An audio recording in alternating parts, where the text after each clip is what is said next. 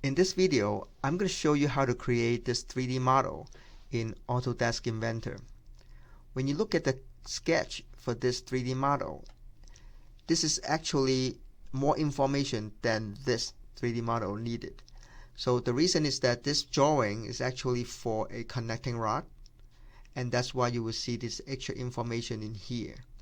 But I'm going to keep that in this exercise because I'm going to use this drawing for the next exercise as well. So now let's start with a plane. I'm going to use XY plane, start a sketch. I'm going to create this circle and that circle at the same time. So circle right on the center point, and then also create another circle right here. So I'm going to apply the dimension for these two circles.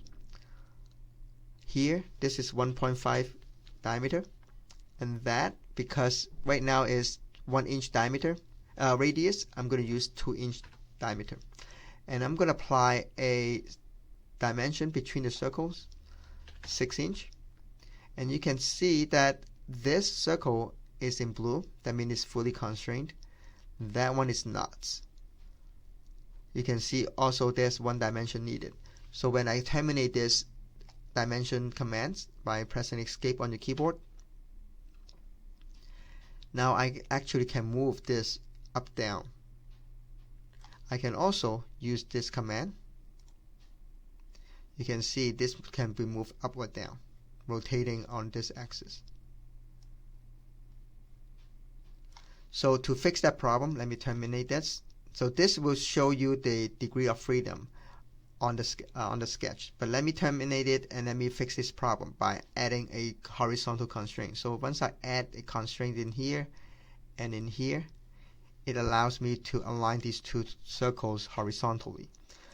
And then the next step is to create this portion of the sketch and also this portion of the sketch. I'm going to use two rectangles for it. This portion of the sketch is a rectangle. I can actually delete that line later on and trim this portion later on. This is also a rectangle. I can delete the lines later on. So I'm going to start with a rectangle. I probably will do here, right here. So I create a first one and I create a second one. And then I'm going to join them together from this point to this arc, the center point of this rectangle, this line to the center point of that circle. So I'm going to use coincident, this constraint. I'm going to apply it on this point to this circle. I'm going to apply to find the center point first. See, right now I can move along on this line to find the green points. That green point means that this is the middle point of that line. So I click on this and then snap to the center point of the circle. So you can see this is the blue line. Now I can apply more dimensions to it so that to turn all the blue lines, all the black line into blue lines. So it's easier for me to keep track later on. So what I can do now is to apply dimensions. This is 0.55. From this line to this line is 3.5. And then this distance is 1 inch.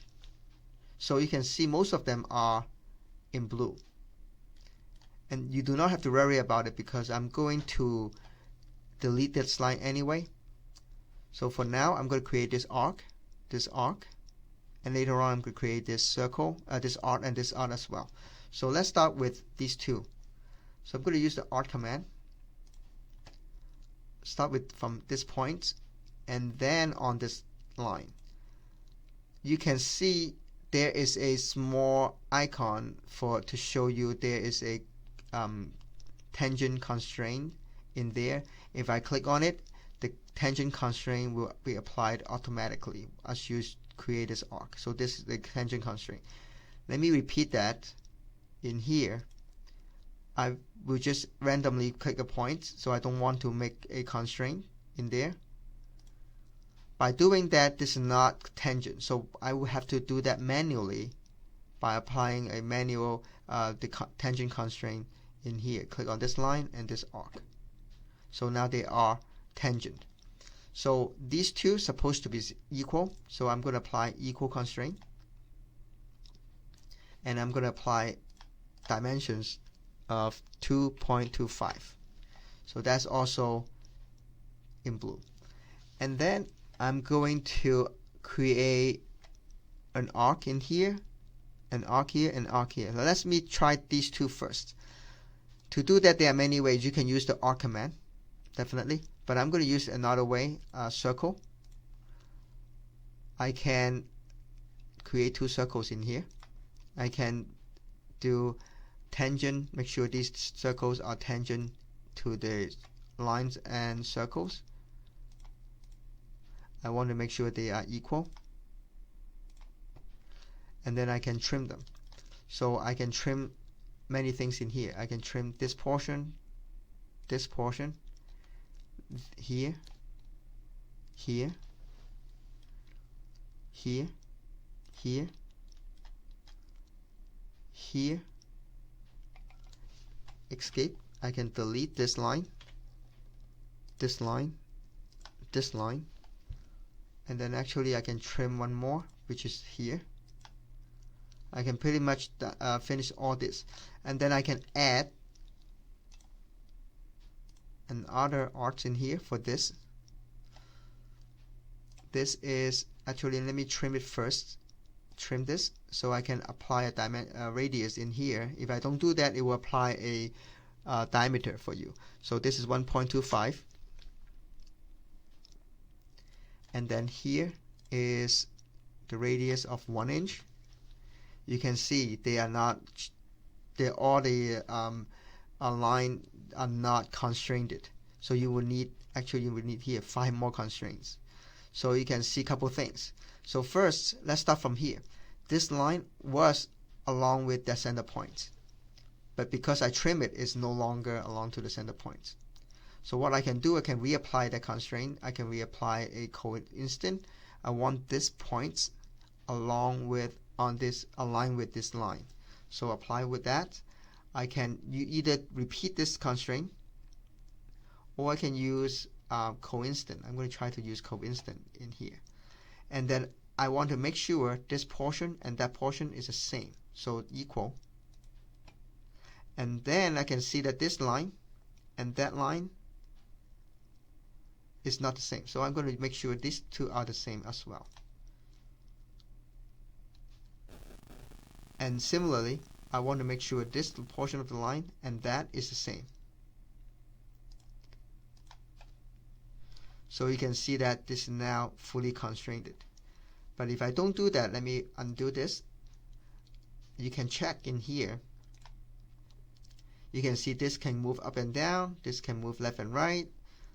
This here, this can rotate. That means something can rotate around this axis. Same over here, something can rotate. This arc can rotate. So the best way to do it, you can see it. That's using this commands. You can see it.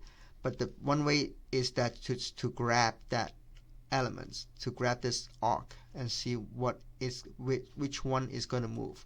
You could grab this line, where it's going to move. So once you see it, you can just apply the constraint accordingly. Right now I can see these two are not the same size. So if they're not the same size, I apply equal constraint. So now it is all fully constrained. And then I can create this circle and apply the dimension that is 1 inch. So now this is the complete sketch for this model. Finish sketch. I put it in an isometric view. Now I can extrude this sketch. So because this sketch is broken into so many pieces, I will have to select all of them. Actually, except this circle. So I'm going to select this portion, that portion, that portion, and give itself a 0.5 inch.